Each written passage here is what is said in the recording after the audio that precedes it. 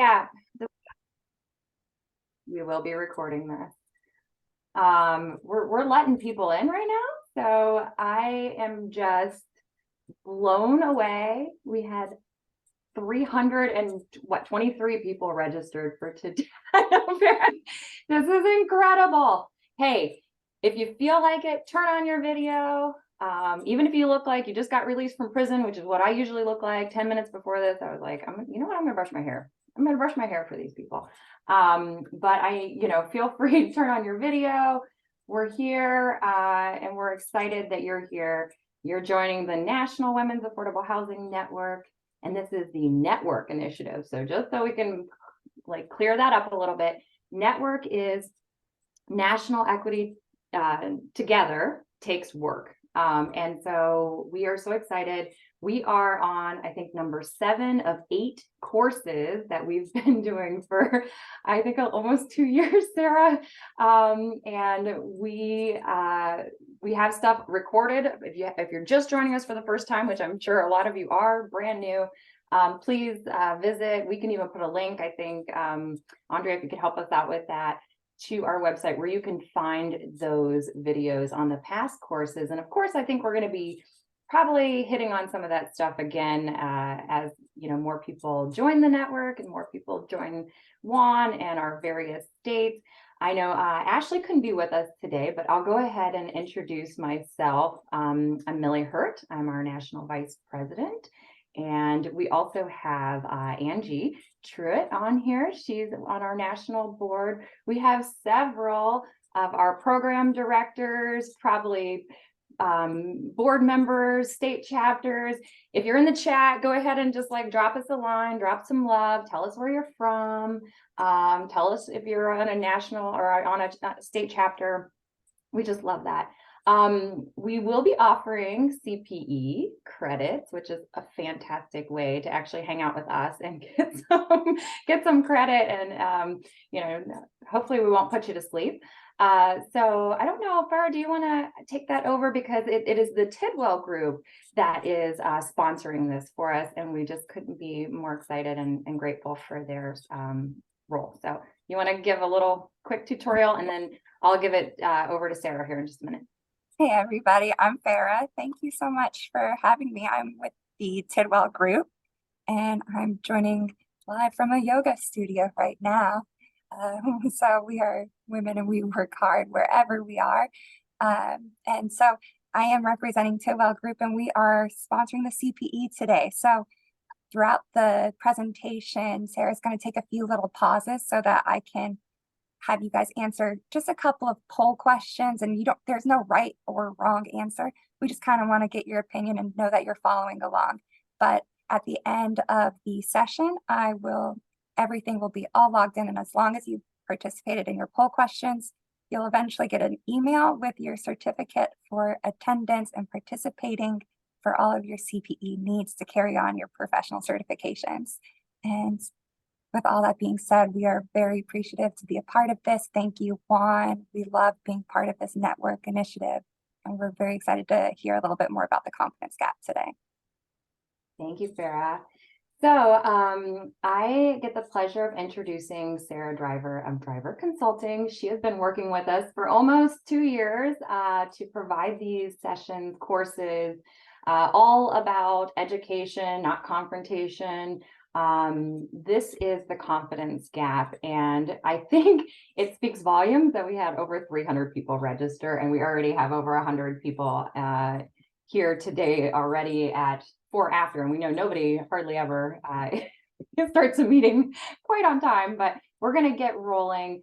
Sarah, thank you for joining or for leading us through this today. As we go along, though, if you haven't joined us before, just know that we're going to probably stop. We're going to tell stories. We're going to ask you to put stuff in the chat. We may even say, hey, unmute yourself if you have something to share. This is a great, safe space. This is where we all are here to support one another. And I will turn it over to Sarah to get us started. And I know she has a presentation, so here we go. Let's do it. Great. Thank you so much, Millie. We are having so much fun with this series. So glad that you all are here. So glad that for those who are participating for the first time, welcome.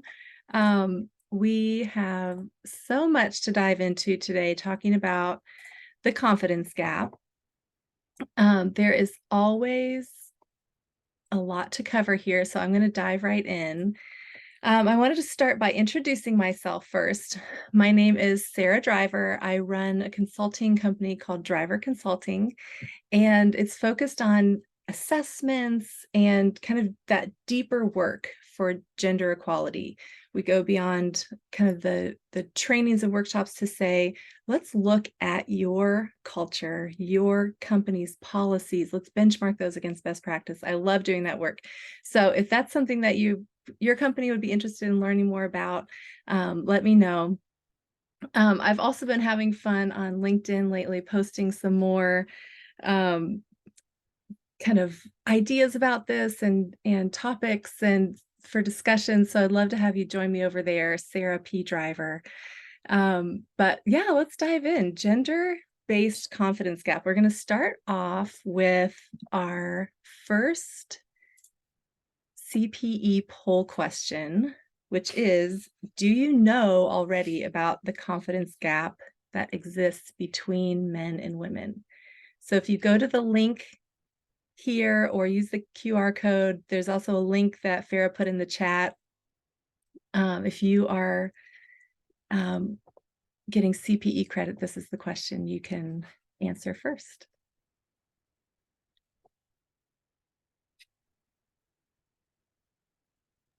All right, and we are getting just a couple of responses. This first one will take our time to get, but we are getting a lot of yeses so far about knowing about the confidence gap between men and women. A couple of us Perfect. know, that's okay. Yep, absolutely. Wherever you are, if you know all there is to know, if you're just hearing about it for the first time, I think there's something for everybody here today.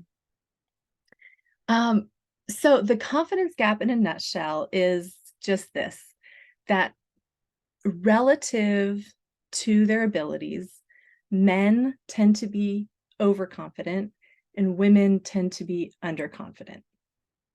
Okay, that's it in a nutshell. It's really interesting. I'm a huge data geek. And so it's really interesting to look at the data on this because they can, do surveys and tests and things to see exactly what that gap is. And a lot of times it comes in at like 25 to 30%, which means that we're saying like, if they, for example, did a study where there was a test, men and women performed equally well, but 75% of men felt that they did well versus 50% of women. Okay, we find that a lot, like with leadership. We'll talk about different studies through the presentation, but that gap between, results are the same, but self-assessment differs fairly dramatically. Women are less likely to feel that they performed well, even if they did. They're more likely to feel that they performed badly, not just on tests, but as managers or in their role doing projects. Even if they did not perform badly, they're less comfortable with self-promotion, less likely to kind of tout themselves and their achievements. This gap starts at age 12 and continues to grow from there over time. Sarah, this almost sounds like the fake it till you make it, a little bit. Say more. Well, I just feel like, and I'm sure you're going to get into this, but if women don't check like every single box and we're not like overly confident about something, then we just don't think that we're good enough. So it's like, that's, I guess, and like you were saying, men tend to be overly confident, or they're just like, hey, I'll figure it out once I get there. And I know that I'm definitely, guilty of just like, I don't know. I'm not sure so you just don't want to go for things. So that's what it came across to me. Exactly. Yeah. Yep. So when we're thinking about how does this play out, that's exactly right, Millie. There's massive implications when it comes to confidence in interviews, when it comes to self-assessments in employee evaluations, your annual reviews, speaking up in meetings, how confident are women versus men, and therefore how likely to be heard or heard over the noise or listened to. Or when we are confident, we're also labeled, opposite direction of we're bossy or we're overly assertive, or, just, yeah, so it's like a double-edged sword. Not confident enough and you don't really get places, but overly confident and now you're, something else. Yes, exactly. So there's all kinds of terminologies that have been used for this idea. And one of them that's come out more recently is, instead of calling it a confidence gap, let's call it an ambition penalty. Okay, because we know that there is backlash against women who kind of break out of stereotypes and assert themselves more. And so when they get that backlash and the other women around see it and they experience it themselves, is it just a gap that happens naturally? No, it's something that is learned. And so the ambition penalty idea kind of hits that idea on the nose. So there was a study that LinkedIn did that men and women job seekers view similar numbers of jobs, but women are less likely to apply than men, especially for positions that are more senior than the position that they hold. Even though ultimately women are more likely to be hired and more likely to be qualified, you could say, this gap is there in terms of willingness to feel like, yeah, I'm ready for the next challenge. I'm ready. The study also showed that women were less likely to ask for referrals from people that they knew within the companies. That feeling of like, oh, am I going to be putting someone out? More hesitant to go out on their own and start their own business. More likely to undercharge if they do go out in their own business, undercharge for their services. And a study of over 10,000 male and female leaders found that there's equal capacity, but women tend to rate themselves lower versus men. So we have all kinds of data points around this.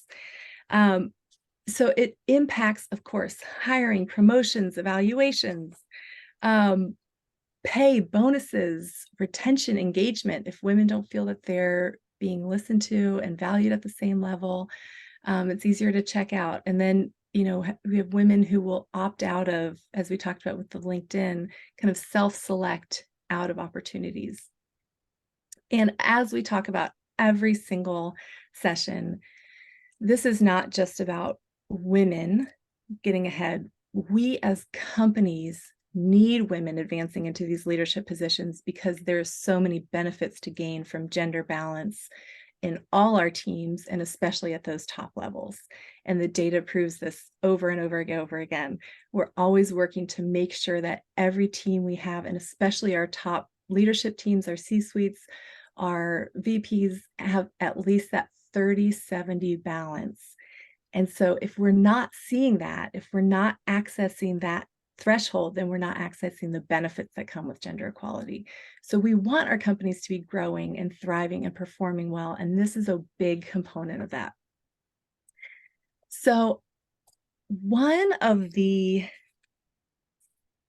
pieces here is that ideally a confidence gap in a highly efficient, results-oriented company or organization, the confidence gap would have no bearing because companies would measure the outcomes of each employee and have objective measures in place. And so the confidence of the person, would kind of equal out over time. Of course, we know that in many workplaces and community groups, I mean, this plays out all over, confidence is used as a proxy for competence. And this is where organizationally, we can run into problems where we are exacerbating the confidence gap rather than closing it with what we know is equal performance between men and women. Okay, so in too many workplaces, we have squeaky wheels getting the oil, and the Harvard Business School ran a study last year that showed that this actually becomes contagious. And so the confidence gap oozes out into all these different things rather than being stopped short. Hey, Sarah, not to stop you short, but we're getting a lot of traction in the chat right now about sort of this millennials, and it does seem that younger generations do have more confidence, and I would love to, I think we've got some really strong influence out there from the ladies before us, but I don't know if you're able to look at some of this in the chat. But we're seeing if there's generational differences. Do you feel like Gen X, Y experience this more than millennials? Are you seeing that trend, I guess? This is so interesting because I haven't seen data around it, but we know just anecdotally that there are massive generational differences when it comes to a lot of these topics. Last time when we talked about work-life balance, it's like the younger generations aren't putting up with the same demands that some of the older generations had and kind of felt like, oh, well, this is what I need to do. And so seeing the younger people in the chat talking about, I do feel more confident asserting myself and being in the workplace than some of the older women around me. That is so good. So that contagion you guys are that change that we've been needing for so long. And I am so happy to see that. And I think it does line up with what we've seen in other areas in terms of like, we just aren't going to put up with it. We won't stand for an ambition penalty. So I love, love, love hearing all these comments like that. And there's a really great comment here from Bonnie, and she said that basically, those younger generations haven't had to experience that overt discrimination that those of, in the older generations from the 70s, 80s, and 90s were just trained to know your role, know when to be, spoken to. And I mean, I know that from my own mom, and sort of watching her basically work like a dog, and not get the recognition, promotions, and all of that. So I think, like you said, we have a lot of thanks to give for the ladies that came ahead of us, but we still have a lot of work to do. So anyway, I just wanted to throw that out there. So those of you on here that are listening who have lived it, you're rock stars, and we appreciate it. We do. We really do. And, looking at the data that says this starts at age 12. So for the younger generations that are coming through now, has that gap been closed at those younger ages? And so now it hasn't grown as much as it did in earlier generations. I'd love to hear everybody's thoughts on that too. Yeah, if somebody has something they want to share, feel free to raise your hand or come off mute, and you could certainly jump in. We're not operating in a super, this is inclusive space, and we learn from each other's, and I feel like when you feel seen and heard, and you're not the only one in these situations, that's also super, super helpful. Yeah.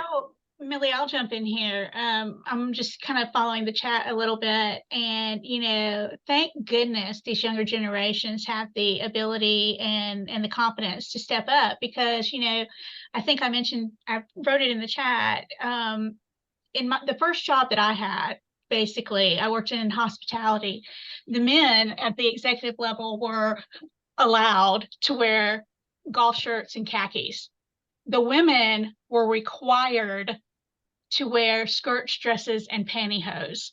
And nobody would speak up about it, because we were like, well, if we say something, that's a black mark against us, or we're going to be penalized in some way, And thank goodness my daughter now, who is pretty much a rule follower until the rule doesn't make sense.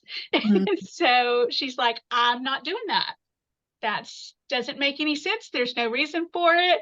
Whereas I was like, I have to have this job. I'm not going to say anything, where I see these sort of inequalities.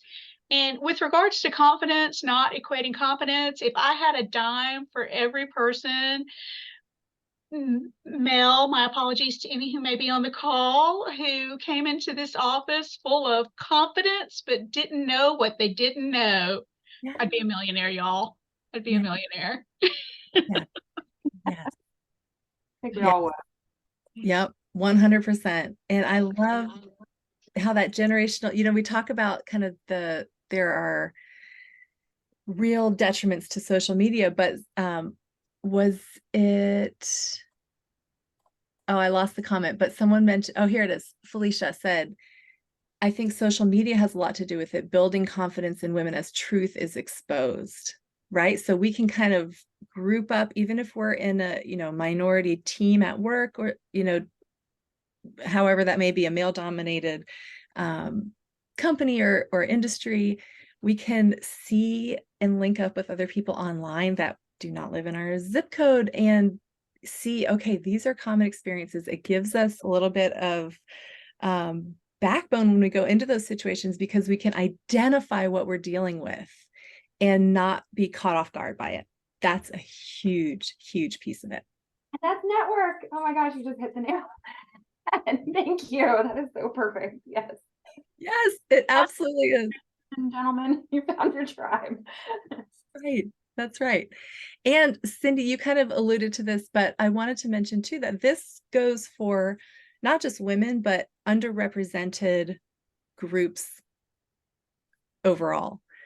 It goes for shy men. There's a male dominance that doesn't apply to men who don't have a certain personality, right? And so this confidence and competence affects just across the board. Even for men who are overconfident, they get themselves in situations where they don't know what to do. They've talked themselves into a situation and now they're in over their heads. That's not a good feeling. So if we can break this link, it really does help everyone.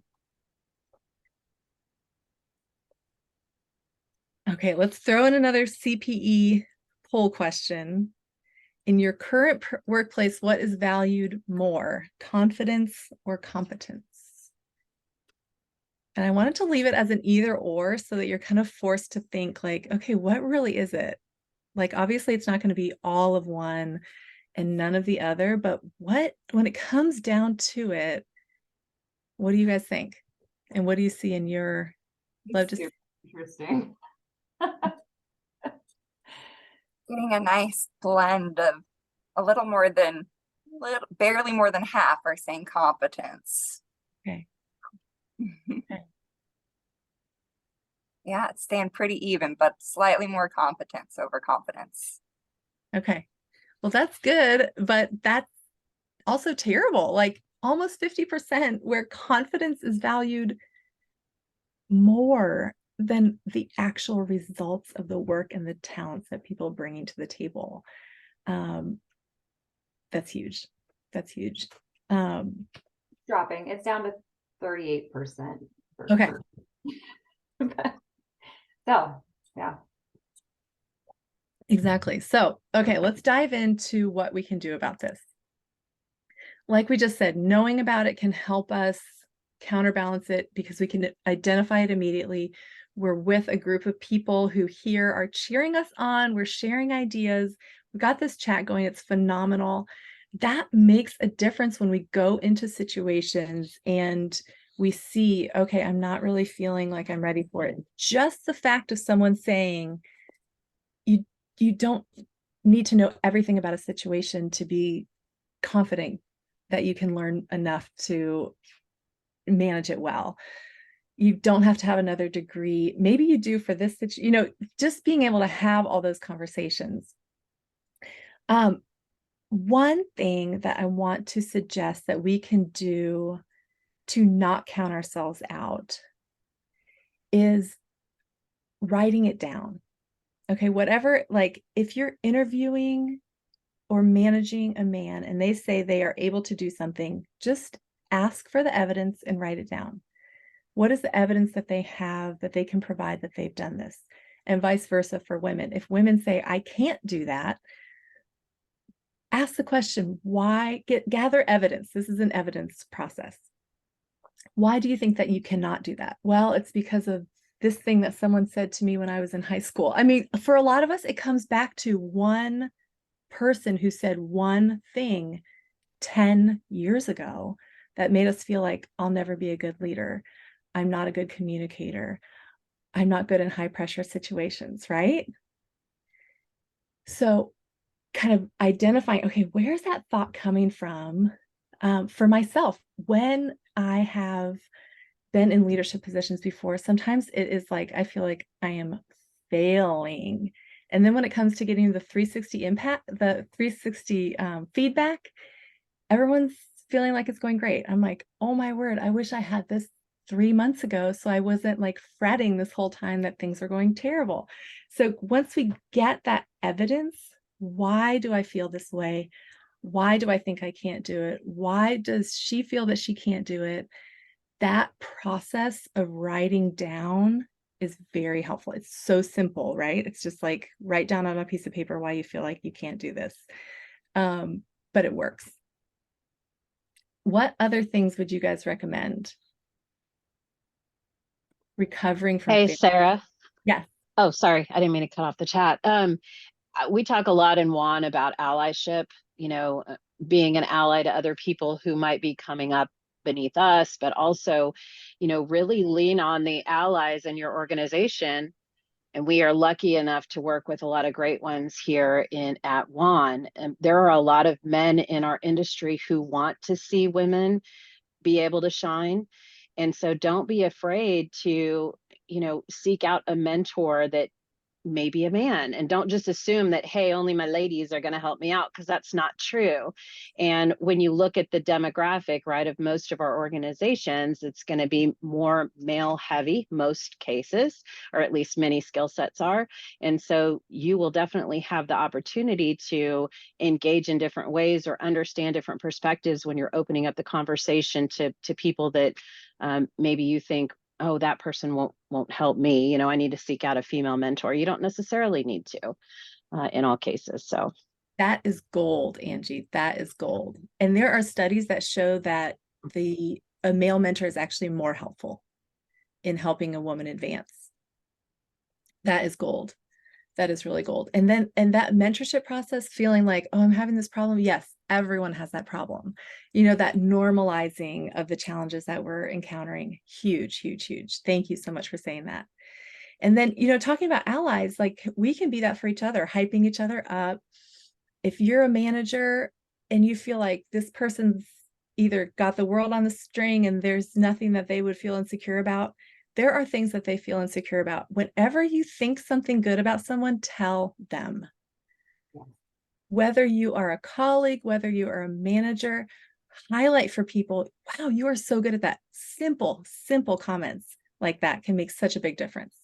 Contributes to the lack of confidence when people don't hear that they're doing a good job. And even you may be thinking to yourself, hey, I really feel like I'm doing a great job. I'm giving 110%, but nobody ever seems to see it.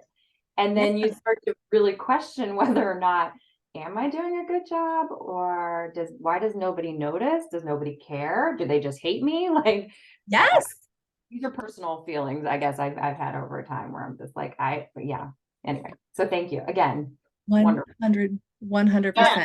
And isn't it even more powerful when someone says something about your abilities in front of others? I mean, I've worked for people in the past who have basically come to my supervisor and said, why aren't we using her more? She has what we need. And they're like, she's not sure she wants to do it. And he's like, no, let's give her the talent. Let's give her the support. Let's put her out there. We're going to walk with her through this. And everywhere I went, he was like, this is Cindy. She's our, transient sales manager, and she's amazing and fabulous. And I just, and then I was like, I am amazing and fabulous, y'all. It's when someone else recognizes your talents and speaks up on your behalf, particularly in front of your peers or even your supervisors, amazing. I mean, it just gave me wings to fly in that particular position, you know, and I took on a new challenge and it was unbelievable, as opposed to some of those other times when, you know, you have that guy who goes, I talked with someone the other day and they were telling me how great it is to work with our company. And I was like thinking, yeah, because I'm such a great leader. But then they said, no, it was really you that they enjoyed working with, as if they were disappointed to hear that. So, you know, it can make a world of difference. That totally And- different. Yeah. And name, I love this, like the external validation and like the name the evidence for that person too. Like, don't just say that you're amazing and you're great at your job. Say you do this and you do that, and I've seen you do this, and I've seen, like, name the evidence. It can help them. It That can help was us like understand it for ourselves too. absolutely. And that is Yeah. what happened with me in that one position. And he came to me and he was like, you know these clients better than anybody. You know their business trends. You are the person that they want to speak to. We need you out there as the rep. And I was like, me? Can I wear pants? And it was wonderful, you know, and it was a whole new thing for me. And I took on a big challenge and he walked with me the entire way, you know, and that was a male employer, which, you know, sometimes we're not so fortunate to have that situation, but it was amazing. And truly, you know, it was like Red Bull. He gave me wings. So never I- forget it. One of the things I've struggled with too is like the dependence on the external validation, and like how can I also make habits for myself to have that internal validation, so that when there are times in my life when I don't have that, when there's not a lot of people speaking up and saying how great I am, and naming that evidence, I can look to some internal habits. And one of the things, I think somebody in the chat said, go to therapy. Yes. And my therapist the other day said, when you recognize the moments when you feel confident and the moments when you feel competent, and maybe for me that aligns very well. I feel confident when I feel competent, and you name that and you reinforce it in yourself. It's like your body starts to recognize that as like, this is good. You are feeling competent. That can help in your confidence the next time. Remind yourself that, you know, you can do this again. I did it then. It felt good. I know I'm in the right place. I know I'm doing the right thing. I know I'm the right person for this. So next time I get in that situation, I can remind myself of that. And that can help when maybe you don't have that person that's there being your cheerleader the whole time. Absolutely. And writing that down when you recognize it too.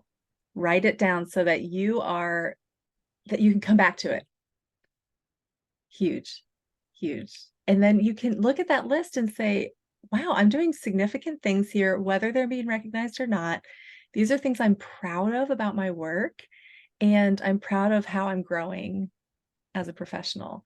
And we can give ourselves those own, and then, you know, finding a group of ladies and sharing that so that we can cheer each other on, even if it's not people who are inside of our company or a team. Thank you so much for sharing those. Those are wonderful.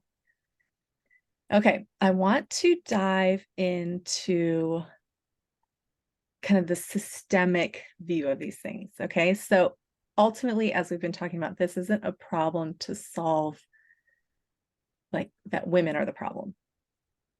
Okay, companies need to be anticipating and accounting for the gender-based confidence gap. We know it's real. Just knowing it doesn't change how we evaluate people, how we hire people. We have to put practices, we have to change how we do business to make things more objective. And we're going to talk about a bunch of different ways to do that. Okay.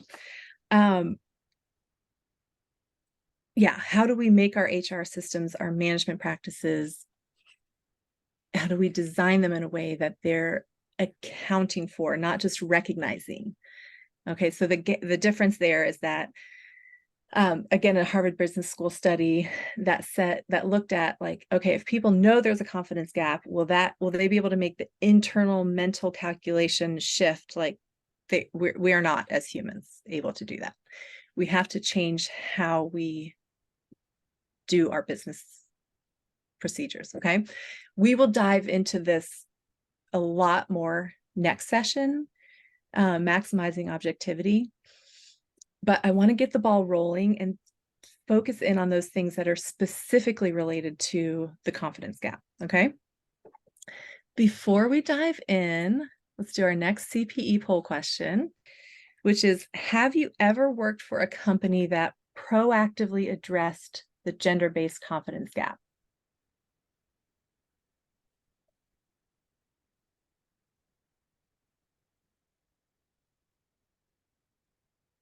We are getting lots of responses coming in. 80% no, 20% yes. I'm actually surprised that it's 20%. That's fantastic that this has been explicitly addressed. Only now that I lead the organization. Good job, Kristen! That is awesome. Fantastic. And that is the power we have when we are in positions of power. Exactly. Okay, so we're going to run through 4 different kind of categories of actions we can take as managers, as individuals within the company, and then, for those of us who are in leadership positions, ways that we can shape how our processes happen. Farah, are we okay to move on? I want to check with you. Yes, we are. And honestly, you guys, I've noticed we had a few extra responses start popping in. So I'm going to re-release the earlier poll questions so that you can all get your CPE credit. Oh, sweet Farah. Looking out for us. Thank you. Okay, so as companies, what can we be doing to account for and close the confidence gap? Some of those are just to stop reinforcing the gap. So we know that women tend to be interrupted more during meetings by both men and women. So just proactively addressing this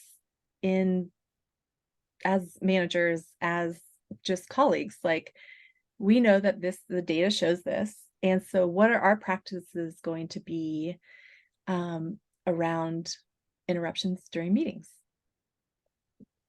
Set your policies. If you are not in a management position, but you're a colleague, having an eye out, male or female, having an eye out to say, oh, I think that Stephanie was interrupted. Can we circle back and make sure we get the rest of her thought? Huge. And we notice that when someone does that for us, right? So let's do that for each other. Okay, obviously be it female leadership, proactive transparency around advancement. Okay, making sure that people know explicitly, here's what you need to advance in our company, that this is not something that's shared on the golf course. This is not something that's shared over drinks in informal settings, making sure that that is shared explicitly so that people know, here's what I need to do. Okay, any thoughts around that before we go to the next area of work? Okay. The next one is proactively soliciting input. Okay, this is huge. I could not find the study again, but it's something like 25% of women would rather quit their job than raise a problem that they're having. Because we have that experience of or that fear around being seen as a troublemaker or a problem employee if we raise issues.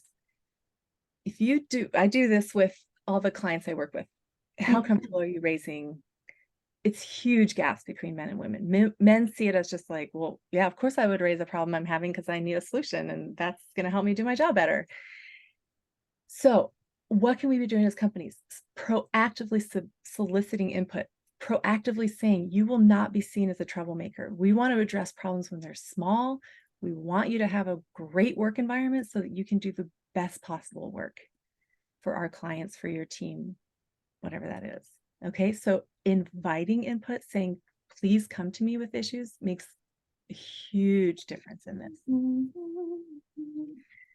The other big piece on this is that sometimes because of this, feeling that we'll be seen as a troublemaker, women will only share the tip of the iceberg at first when they're bringing up a problem. Okay, I don't know if any of you guys relate to that. Kind of put a little test bubble that floats, and if it's shot down, that's it. We, forget about it. We'll start looking for other jobs. If you are in a position where you are receiving input from someone that is saying, here's a problem I'm having, do not respond. Just ask questions. Is there more? Tell me more. Is there anything else? Is there anything related to this that's going on? Have you seen this in the past? Make sure you're getting all of the information, because you might just be getting the tip of the iceberg. Okay.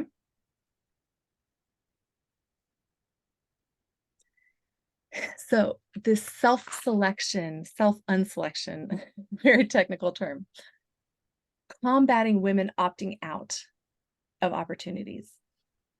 The biggest thing here, we can talk about salary transparency and proactively inviting women to apply for promotions and positions and job postings that say women are especially invited and other underrepresented groups are especially invited to apply.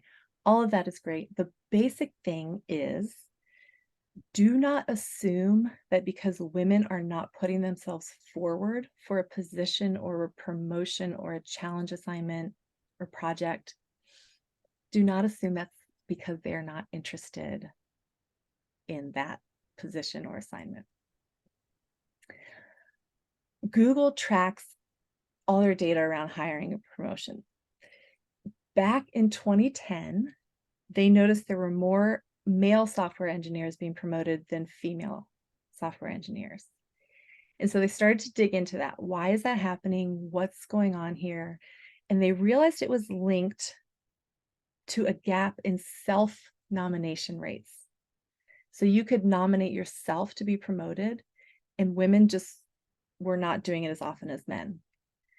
All it took was a senior leader saying, hey guys, this is the data we're finding. We've linked it and traced it back to self-promotion rates. Women, we want you to self-promote. Managers, we want you to be looking for women and encouraging them to self-nominate. You don't promote yourself. Nominate themselves for promotion. The gap closed. And the rates were equal again. So it's that presumption, it's these little things, guys. It doesn't take $1 million to solve gender equality. It's these tweaks that we see, like just these messages. I'll talk about another tweak in the next section, small things that can make this humongous difference. Okay, because those people not getting promoted means they're not getting promoted to the next level. And we talk about how it grows and grows and grows, right? Okay, last one, and then we want to talk more about how you're seeing and how this could work. And we had some good questions pop up in the chat. Again, to emphasize, this is not only women. As we're looking at this, this is an overall equity issue, all of these. So this is people who speak English as their second or third language, right? They may not feel as confident speaking up, but the ideas are there. People from just less prestigious educational backgrounds might feel more hesitant to speak up. People from cultures with different communication styles, all of that stuff is things that we need to be looking out for, people we need to be looking out for. Okay, so this is our last one on the system kind of fixes, okay? How can we stop those contagions that we talked about? Breaking the link between confidence and competence. Basically relying on confidence when we're deciding about who to hire, who to promote. It's just a kind of lazy management tool. So what do we have can we put in place? It doesn't take a lot more effort, but it just makes things more fair. One thing is when we're hiring people, again, it comes back to writing things down. Write down this. There's studies that show when you write down the reason that you're hiring one person over another, it highlights, okay, wait, actually, there's not a big difference between them. It's just I felt more comfortable, or that person was more confident, or they're more likely, so I was more comfortable with them. When you write it all out in the hiring process, that is an automatic objectivity booster. Again, something so simple, it costs $0. And that's something that every hiring manager should be doing, every hiring committee member should be doing. Promotions and evaluating, making sure there's as many objective metrics that we are using to evaluate people quarterly, annually. A really quick story from a company that I worked with where they explained how they do employee evaluations every year. So they said, here's what we do. Everybody does their self-evaluation, the manager reads their self-evaluation, and then they do their evaluation, the manager evaluation, and then they sit down and talk about it all. Okay, so does everybody see what's wrong with that sequencing? When you start with the self-evaluation and the manager reads that before they do their own evaluation, that 25 to 30% confidence gap has exactly, Melissa, impacts how your manager, it just is in your brain in the back. It's not like you would think, oh, I'm going to change. It just does. So we made the very simple switch of I explained the confidence gap and how that would affect, and now they just read the self-assessment after they write their own. Small change that has a huge difference. How many things do employee evaluations impact, right? Salaries, bonuses, promotions, how you feel as a employee. Like, if your score is by your manager is dragged down by your lack of confidence, then it reinforces, oh yeah, I'm not doing as well as I wished or I hoped. Those little changes. Okay, so anything that you guys have seen, and we'll do the CPE question now too. Think about what things you've seen done, what things you think would be doable, what other ideas you have. But first, let's do the CPE question, which is, how willing do you think your manager, or you, if you're a manager, how willing would they be to implement some of the changes we talked about today? Number one, my manager would be very willing. Number two, maybe my manager would be willing to. Number three, not a chance for my manager. Number four, I'm a manager and yeah, we could do some of this stuff. And five, I'm a manager and would need some more info before trying any of these things. We're getting a good mix of very willing and so definitelys and probablys is what we're getting a lot of. Good. Millie, you're on mute. There are still a couple that are saying not a chance with their manager though. We'll get them. We'll get them there. Then we can circle back to the business case and start building from the ground up. Yeah, they can hire Sarah.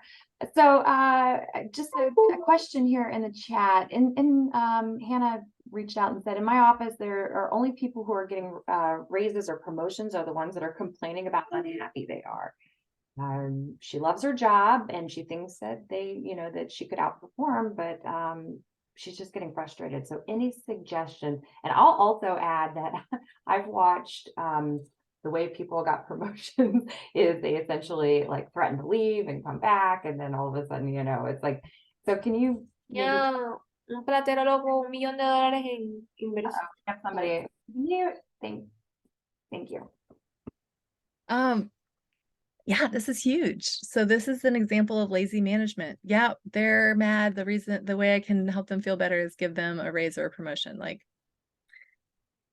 okay, but what about everybody else? This is not based on results or outcomes so this is damaging the company. So Hannah, I don't know enough about your situation to know if you feel like, okay, this you know, if I raised this as an observation and said, you know, kind of step back from the situation and how frustrated you are to say, here's what I'm seeing as a dynamic. I don't know if you're seeing the same thing. Here's potential impacts it could be having on the staff that are not complaining about how happy they are. Let's think about some solutions. You know, maybe you can, earlier in the chat talking about like, don't raise a problem unless you have a solution, which there is some, you know, something to that where you could say, here's a possibility, but I'd love to hear, you know, your thoughts. And, but that just depends on if you feel like there's an openness to that, or if you're willing to kind of broach the conversation. If it doesn't, you know, if they are not open to it, then, you know, you tried and you can start looking for another job, but you love your job. So you know, it's like, yeah, I think, Sarah, I had a thought about that because I yeah, saw Hannah's question, and you know, I mean, I'm in the business of people looking for new jobs all the time and people looking for new people to come work at their companies all the time. And my suggestion would be, you know, do you have a standard review that's set, like an annual review or a quarterly review, where you have the opportunity to sit down with your manager or whoever supervises you to talk about these things? Because if that's not something that's in place at your company, that's something that should be in place at your company, right? So if it's not just a matter of, hey, a recruiter like me called and tried to lure, you know, Sarah away from her organization, and so Sarah goes and says, hey, you know, I'm going to leave unless I get a raise, and they get a raise. Like, if that's the only way that people are evaluated and promoted, then that's clearly an institutional issue with your organization. And I would certainly advance, hey, can we talk about doing this? Like, we're instituting 360-degree quarterly reviews for all of our employees this upcoming fiscal year. And it's geared towards everything unrelated to the sales portion of our job, but culture and leadership opportunities and development, because we're trying to gather data to see how we can improve. And so those things are simple and don't cost a whole lot of money, just a little bit of time. great, Angie. Thank you for sharing that. What else? What has worked to close the confidence gap for you personally? We've got some good ideas coming in about like confidence, not feeling confident speaking in front of others. So there are some times where we do have a skills gap, but taking the confidence to say, okay, that's a skill I can learn. Okay, we are not born knowing how to do anything. Right?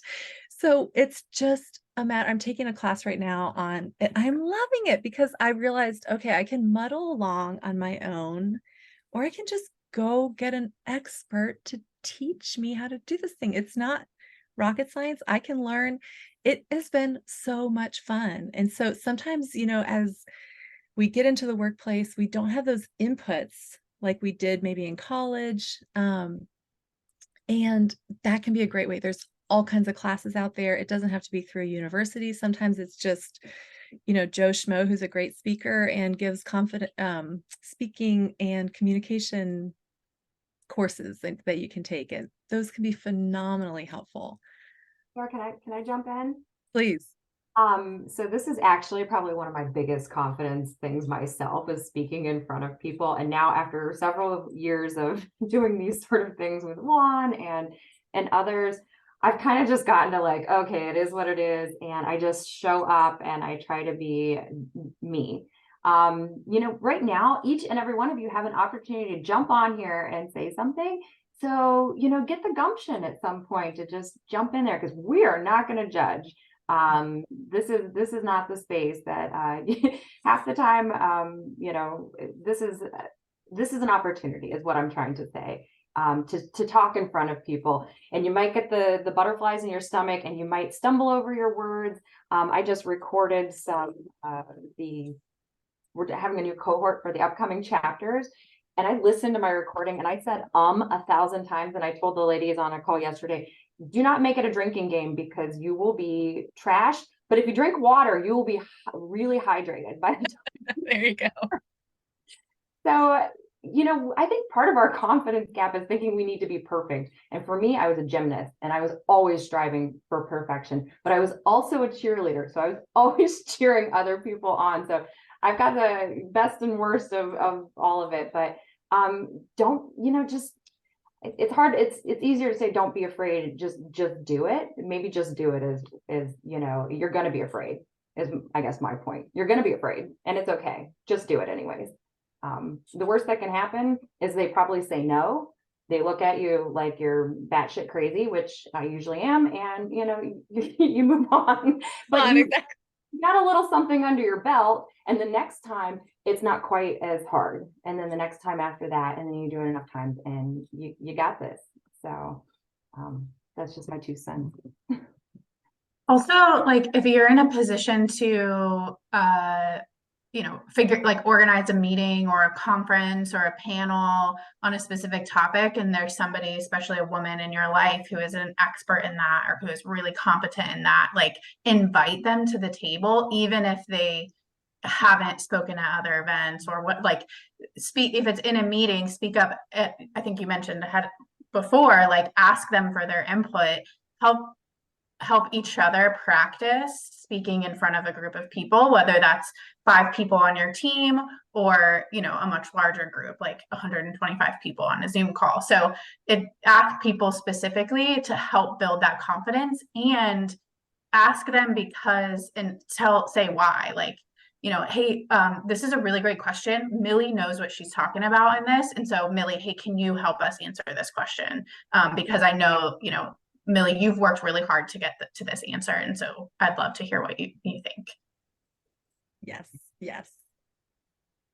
Thank you, Stephanie. Amy and a couple other people have mentioned like these negative comments that can get stuck in our brains. And that is huge to deal with. I was on a call the other day with a woman. She said, you know, now I run $1 million company, but I always thought I would be a solopreneur because I thought I couldn't be a manager and I couldn't lead people. And someone challenged her and said, why do you feel that way? And she said, well, when I thought about it, I realized it was 2 people who had made comments many years ago, and that just stuck with me. So there, you know, we've got to we can build each other up with the positive comments, and then we also have to deal with these negative things that are in the back of our minds that are hooked to us. And both of those are big pieces to this. And there are things that we can be doing for ourselves, things we can be doing for others. So yeah, thanks for sharing those.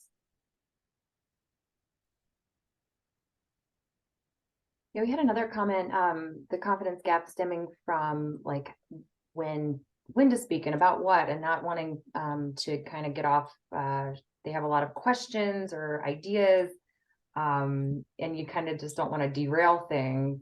You want to maintain being helpful or constructive. So yeah, I would say speak up. You know, a good leader, if you're in a room, will keep you on track. I think. Yeah.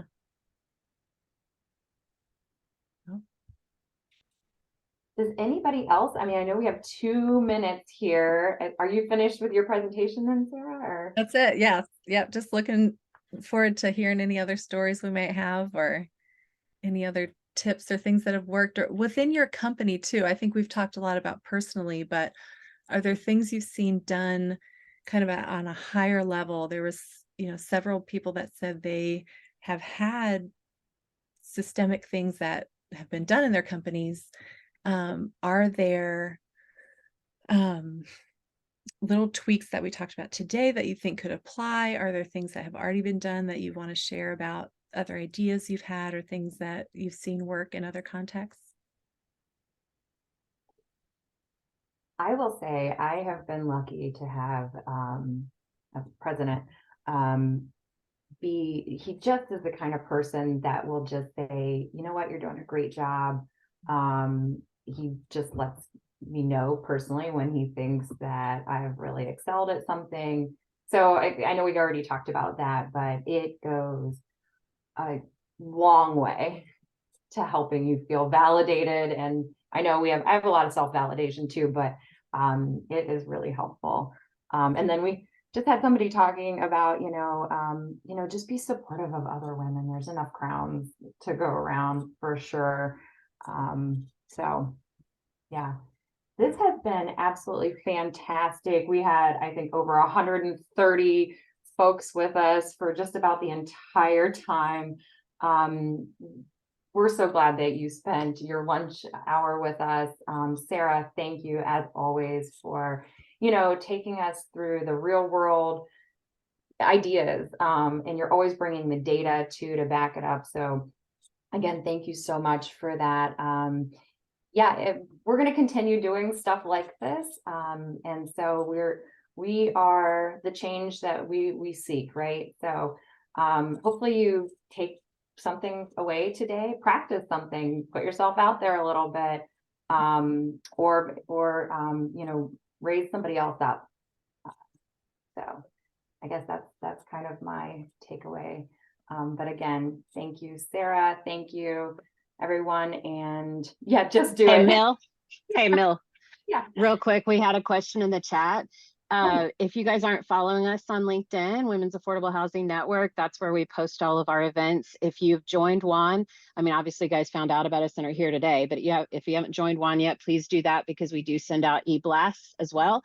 And then our website has an events page that's very detailed. It has national events and it has state chapter events and things like that. So that's onenetwork.org.